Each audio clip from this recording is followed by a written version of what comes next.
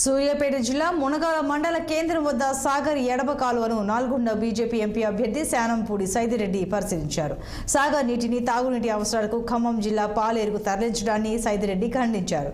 Police army పహారాలో 14వ number gate వద్ద ఆంధ్రాకి నీరు తరలిస్తున్నారన్న సైదిరెడ్డి 2 రోజుల్లో సూర్యాపేట జిల్లాకు నీరు వదలకపోతే రైతులతో కలిసి వచ్చి గేట్లు బద్దలు కొడతామని హెచ్చరించారు.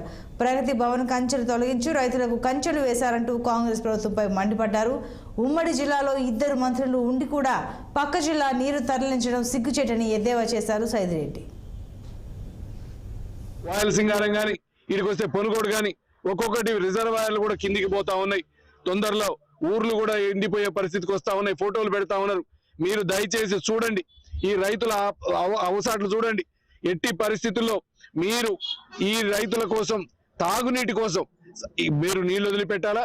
అట్లనే ఏదైతే ఎండిపోయినాయో పంటలు, ఆ ఎండిపోయిన పంటలకి ఎకరానికి 25,000 రూపాయలు ఎక్స్గ్రేషియా ఇయ్యాలి. ఇమీడియట్ గా ఆ రైతులను ఆదుకోవాలని మిమ్మల్ని కోరుతా ఉన్నాం. దాంతో పాటు 2 లక్షల రూపాయల రుణమాఫీ, కౌలుదారులకి రైతు భరోసా 15,000 రూపాయలు తొందరలో మీరు ఇయ్యకపోతే రేపు తెలుసు అందరూ అనుకుంటా ఉన్నారు ఇప్పుడు దాకా ఏముంది ఎంపీ ఎలక్షన్లు అయిపోతే 5 ఏళ్ళు ఇంక అడిగే దిక్కు లేదు. ఇక అయిపోతే మనం ఎంపీ దాకా ఏదో ఒకటి అబద్ధాలు చెప్పుకుంటూ వద్దాం. 100 రోజులు 150 రోజులని దొంగ అప్లికేషన్లు తీసుకుందామని గ్యారంటీలకి దొంగ అప్లికేషన్లు తీసుకురు. ఆ అప్లికేషన్లు అతిగతి లేదు. కానీ ఖచ్చితంగా రైతులకి విజ్ఞప్తి చేస్తా ఉన్నా, మీరు దయచేసి ఒక నిర్ణయం తీసుకోండి. మీరు గిన ఈ కాంగ్రెస్ కి ఆపోజిట్ గా ఓటు వేస్తేనే రేపు మీరు అనుకునేవన్నీ వస్తాయి. అదే మీరు వేస్తే ఏముందిలే మనకి ఏసీ రింగ్ అయిపోయింది 4 ఏళ్ళు ఇట్టనే ఉంటాం అనుకుంటారు.